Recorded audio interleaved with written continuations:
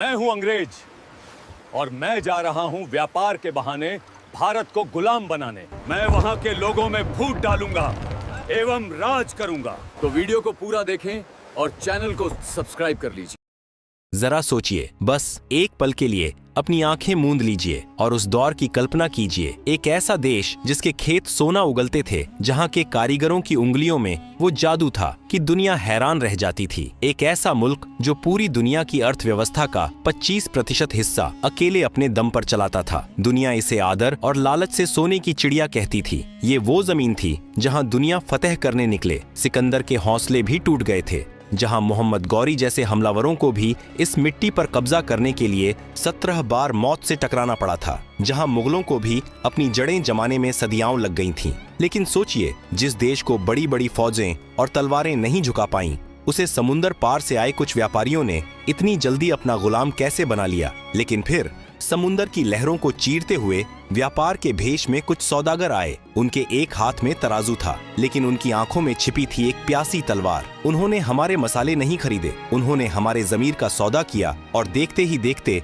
वो सोने की चिड़िया लोहे की मोटी जंजीरों में जकड़ दी गई। आज हम इतिहास के उस बंद दरवाजे को खोलने जा रहे हैं जिसे किताबों में ब्रिटिश राज कहा जाता है, लेकिन असल में वह इंसानियत के सीने पर किया गया अब तक का सबसे बड़ा अत्याचार था। यह खौफनाक कहानी शुरू होती है उस काली तारीख से जब भारत की किस्मत पर पहला और सबसे गहरा घाव लगा। तारीख थी 23 जून 1757। जगह प्लासी का मैदान। बंगाल का नवाब सिराज उद दौला अपनी विशाल सेना के साथ सीना तान कर खड़ा था। उसके सामने थी ईस्ट इंडिया कंपनी की मुट्ठी भर फौज, जिसका नेतृत्व कर रहा था एक ऐसा आदमी जिसे नफरत और लालच का दूसरा नाम कहा जाए तो गलत नहीं होगा। Robert Clive. कागजों पर यह एक युद्ध होना था, लेकिन उस दिन मैदान ए जंग में जो हुआ वह युद्ध नहीं, वह धोखा था। एक ऐसी गद्दारी जिसने आने वाले 200 सालों तक हिंदुस्तानियों का खून चूसने का लाइसेंस अंग्रेजों को थमा दिया। नवाब की सेना का सेनापति मीर जाफर अपनी हजारों की फौज लेकर युद्ध के मैदान में खड़ा रहा, चुप खामोश, बिल्कुल एक पत्थर की मूर्ति की तरह। उसकी तलवार म्यान के अंदर ही सोती रही, जबकि अंग्रेजों की बंदूकें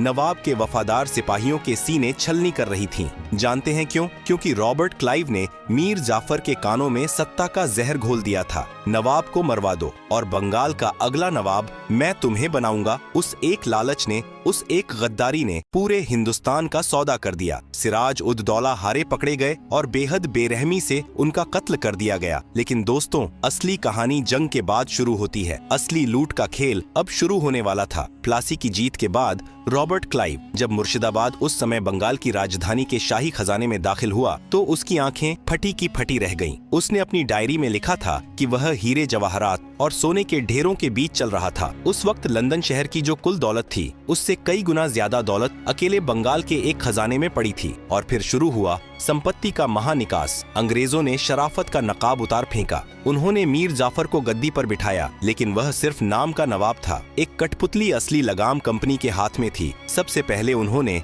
बंगाल के खजाने से 100 बड़ी नावें भरकर सोना और चांदी कलकत्ता भेजा। जरा उस मंजर के बारे में सोचिए। गंगा नदी में 100 कश्तियां जो हिंदुस्तानी किसानों और मजदूरों की पीढ़ियों की कमाई थी, वो हमेशा हमेशा के लिए हमारी जमीन से बहकर जा रही थी। अकेले रॉबर्ट क्लाइव ने उस जमाने में लाखों पाउंड अपनी निजी जेब में भरे, जो आज के हिसाब से अरबों रुपए होते हैं। लेकिन यह तो बस शुरुआत थी। असली अत्याचार, असली नर्क तब शुरू हुआ जब 1765 में अंग्रेजों ने मुगल बादशाह से दीवानी अधिकार छीन लिए। इसका मतलब समझते हैं आप? इसका मतलब था बंगाल, बिहार और ओडिशा के करोड़ों किसानों से लगान या टैक्स वसूलने का पूरा कानूनी अधिकार अब ईस्ट इंडिया कंपनी का था। एक व्यापारिक कंपनी अब सरकार बन चुकी थी। पहले जब कोई राजा टैक्स लेता था तो बदले में प्रजा की सुरक्षा करता था, सड़कें बनवाता था और अकाल पड़ने पर अपने गोदाम खोल देता था। लेकिन अंग्रेजों का मकसद शासन करना नहीं था, उनका मकसद था निचोड़ना। उन्होंने टैक्स को इतना बढ़ा दिया कि किसान की कमर टूट गई। अगर फसल अच्छी हो तो टैक्स दो, अगर सूखा पड़े तो भी टैक्स दो, अगर बाढ़ आ जाए और सब कुछ बह जाए तो अपनी जमीन बेचकर, अपने गहने गिरवी रखकर टैक्स दो। अंग्रेज अफसर, जिन्हें उस वक्त नवाब्स कहा जाता था, वो गांव गांव घूमते जो किसान लगान नहीं दे पाता उसे कोड़ों से पीटा जाता, चिलचिलाती धूप में घंटों खड़ा रखा जाता और यहाँ तक कि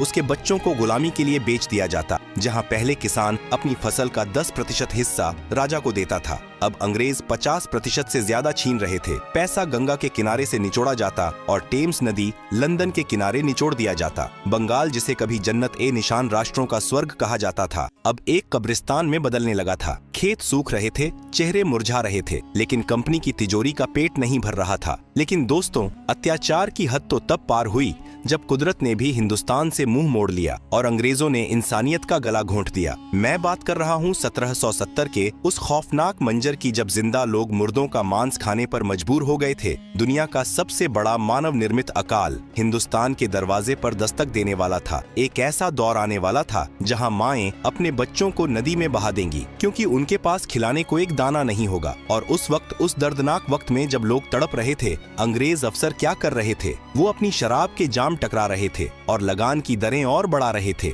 आखिर क्या हुआ था? 1770 में कैसे 1 करोड़ लोग भूख से तड़प कर मर गए और ईस्ट इंडिया कंपनी ने इसे मुनाफे में बदल दिया। यह जानने के लिए दिल थाम कर बैठिए, क्योंकि आगे हम उस अंधेरे को देखेंगे जिसे इतिहास कभी भुला नहीं पाया। साल 1769 आसमान से आग बरस रही थी। धरती का सीना प्यास से फट चुका था। बंगाल के किसान आसमान की ओर टकटकी लगाए देख रहे थे कि शायद एक बूंद बारिश गिर जाए। कुदरत ने पानी रोक लिया था। लेकिन दोस्तों, इतिहास गवाह है कि अकाल सिर्फ सूखे से नहीं आता। अकाल तब आता है जब शासक राक्षस बन जाता है। 1770 की शुरुआत होते होते बंगाल में मौत का तांडव शुरू हो चुका था। इसे इतिहास में 76 मनवंतर कहा जाता है। एक ऐसा दौर जिसने हंसते खेलते गांवों को शमशान बना दिया। आप सोच रहे होंगे कि बारिश नहीं हुई तो इसमें अंग्रेजों का क्या कसूर था, और बहुत गहरा था। जिस वक्त खेतों में फसलें सूख रही थीं, ईस्ट इंडिया कंपनी के गोदामों में अनाज सड़ रहा था। लेकिन कंपनी ने वो अनाज अपनी भूखी प्रजा को देने के बजाय उसे ऊंचे दामों पर बेचना शुरू कर दिया। उन्होंने चावल को सोने से भी महंगा कर दिया। अंग्रेजों ने एक नियम बनाया, कोई भी किसान अपने लिए अनाज नहीं बचाएगा, पहले कंपनी का लगान चुकाया जाएगा। सोचिए उस किसान की बेबसी जिसके घर में बूढ़े माँ बाप भूख से तड़प रहे हैं, बच्चे एक मुट्ठी चावल के लिए रो रहे हैं और अंग्रेज सिपाही उसके घर से वो आखिरी मटका भी छीन कर ले जा रहे हैं जिसमें उसने अगले साल के लिए बीज बचा कर रखे थे। जब अकाल अपने चरम पर था, जब मुर्शिदाबाद और बिहार की सड़कों पर लाशें बिछी थीं, तब ईस्ट इंडिया कंपनी ने क्या किया? क्या उन्होंने मदद के लिए लंगर लगाई? नहीं, उन्होंने उस साल लगान को 10% और बढ़ा दिया। जी हाँ, आपने सही सुना। जहाँ लोग मर रहे थे, वहाँ कंपनी ने अपनी तिजोरियां भरने के लिए मरे हुए लोगों से भी टैक्स वसूलने की कसम खा ली थी। अंग्रेजों का तर्क था, अगर तुम्हारे पड़ोसी मर गए हैं तो उनकी जमीन का लगान अब तुम भरोगे। यह इंसानियत की हत्या नहीं तो और क्या थी? इतिहासकार विलियम हंटर ने अपनी किताब में लिखा है कि वो मंजर इतना खौफनाक था कि जिंदा लोग मुर्दों का मांस खाने पर मजबूर हो गए थे।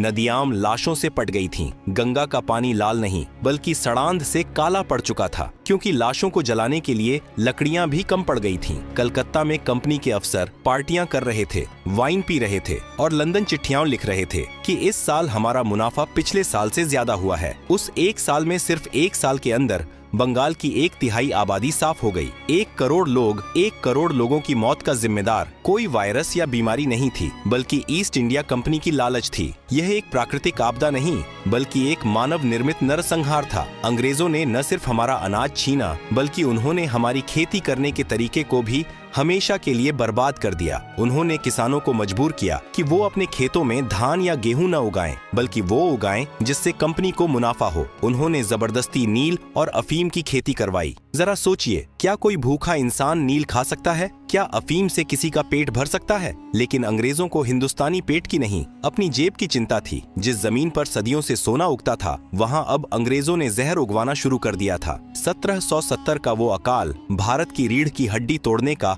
पहला बड़ा हथौड़ा था। बंगाल, जो कभी इतना समृद्ध था कि पूरी दुनिया को कपड़ा और अनाज बेचता था, अब खुद भीख मांगने पर मजबूर हो गया था। लेकिन दोस्तों, यह तो सिर्फ कृषि की बर्बादी थी। अंग्रेजों की भूख अभी शांत नहीं हुई थी। अब उनकी नजर थी भारत के उस हुनर पर, उस उद्योग पर जिसके सामने ब्रिटेन की फैक्ट्रियां धूल चाटती थीं। मैं बात कर रहा हूं भारत के कपड़ा उद्योग की। आगे हम देखेंगे एक ऐसा क्रूर सच जिसे सुनकर आपकी रूह कांप जाएगी। कैसे ढाका की मलमल बनाने वाले बुनकरों के अंगूठे काट दिए गए, कैसे अंग्रेजों ने भारत के करघों को तोड़कर उसे लोहे की मशीनों का गुलाम बना दिया। तैयार हो जाइए आगे के भाग के लिए, जहां हम देखेंगे हुनर का कत्ल, और उद्योगों की मौत। दोस्तों, एक वक्त था जब रोम की राजकुमारियां हों या मुगल रानियां, सबकी पहली पसंद एक ही थी, ढाका की मलमल। हमारे बंगाल के कारीगरों के हाथों में वो जादू था कि वो हवा को भी गांठ बांध सकते थे। कहा जाता है कि 6 गज लंबी पूरी साड़ी एक छोटी सी अंगूठी के बीच से निकल जाती थी। दुनिया इसे बुनी हुई हवा कहती थी। 18वीं सदी तक दुनिया भर में जितना भी कपड़ा बिकता था उसका 25% हिस्सा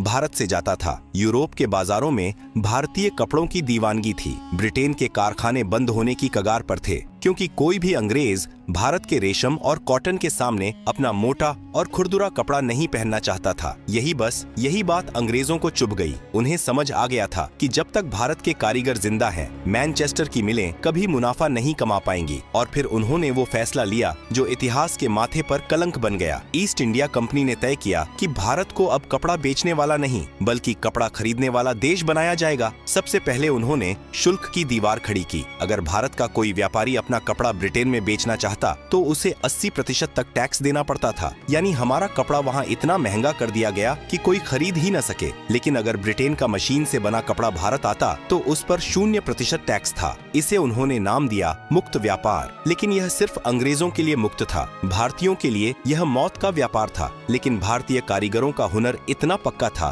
कि इतना टैक्स लगने के बाद भी लोग भारतीय कपड़ा ही मांग रहे थे। जब अंग्रेजों से बराबरी नहीं की गई तो उन्होंने बर्बादी का रास्ता चुना। लोक कथाओं और कुछ ऐतिहासिक दस्तावेजों में एक ऐसा सच छिपा है जिसे सुनकर रूह कांप जाती है। कहा जाता है कि जो बुनकर कंपनी के लिए काम करने से मना करते थे या जो अपना हुनर किसी और को सिखाते थे, अंग्रेज सिपाही उनके अंगूठे काट दिया करते थे। सोचिए उस दर्द को। एक कलाकार जिसकी पूरी दुनिया उसकी उंगलियों में बसी है, उसके हाथ को ही बेकार कर दिया गया ताकि वो दोबारा कभी वो जादुई कपड़ा न बुन सके। कंपनी के गुमश्ता गांवों में जाते, बुनकरों के करघे तोड़ देते, उनके घरों में आग लगा देते और उन्हें पीटा जाता। मकसद सिर्फ एक था, भारतीय उद्योग की रीढ़ की हड्डी तोड़ना। नतीजा क्या हुआ? जो भारत सदियों से दुनिया को कपड़ा पहनाता था, अब वो खुद नंगा हो गया था। हमारे ही खेतों से कपास कौड़ियों के दाम पर खरीदकर जहाज में भरकर ब्रिटेन भेजा जाता। वहां मैनचेस्टर की फैक्ट्रियों में उससे कपड़ा बनता और वही कपड़ा वापस लाकर भारतीयों को ही 10 गुना दामों पर बेचा जाता। 1834 में